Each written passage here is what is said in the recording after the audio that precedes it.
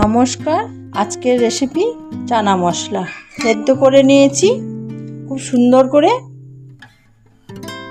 একদম গলে যাচ্ছে। কিভাবে চানা মশলা বানাবো সেটাই দেখাবো।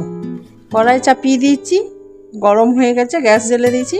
সর্ষের তেলটা দিয়ে দিচ্ছি। তেল গরম হয়ে গেছে, সামান্য জিরে দিয়ে দিলাম, দুটো তেজপাতা দিয়ে দিলাম, দুটো পেঁয়াজ বাটা মিডিয়াম সাইজে বেটে নিয়েছি তেলের মধ্যে দিয়ে দিচ্ছি। পেঁয়াজটাকে ভেজে নিচ্ছি। পেঁয়াজের গন্ধটা যতক্ষণ না ছাড়বে ততক্ষণ আমি এটা ভেজে নেব। পেঁয়াজটার কালারটা চেঞ্জ হয়ে গেছে, গন্ধটাও চলে গেছে, কাঁচা গন্ধটা। এবার রসুন বাটা দিয়ে দিলাম 1 চামচ। রসুনটা দিয়ে কিছুক্ষণ নাড়তে হবে। রসুনের গন্ধটা, কাঁচা গন্ধটা চলে গেছে।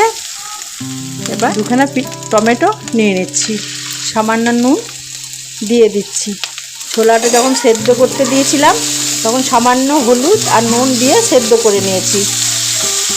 দুটো এলাচ, 3টে লং আর একটু দারুচিনি শিলের মধ্যে আমি বেটে নিচ্ছি। কাঁচা লঙ্কা বেটে নিয়েছি 1 চামচ দিয়ে দিলাম। আদা বাটা 1/2 চামচ দিয়ে দিলাম।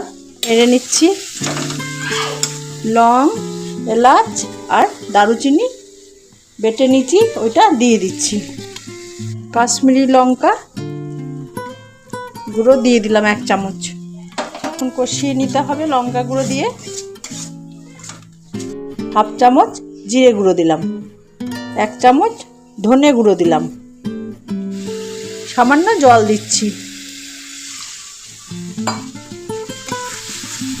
কালারের জন্য একটু হলুদ দিচ্ছি।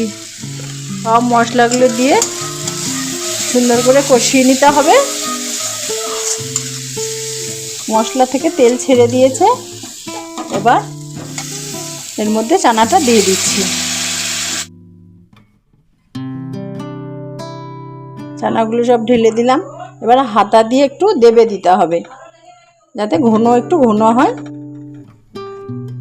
হাতা দিয়ে এটা দেবে দিলাম ছোলাগুলো। দেখুন কত সুন্দর গ্রেভিটা হয়েছে। এবার সামান্য জল দেব, সামান্য কসুরি মেথি এইভাবে দিয়ে দিলাম, সামান্য বিট নুন মানে কালা নুন দিয়ে দিলাম। নেড়ে দেওয়ার পর ঢাকা দিয়ে রাখবো কিছুক্ষণ। 1/2 চামচ চানা মশলা দিয়ে দিলাম, সামান্য চিনি দিলাম, 1 চামচ ঘি দিলাম।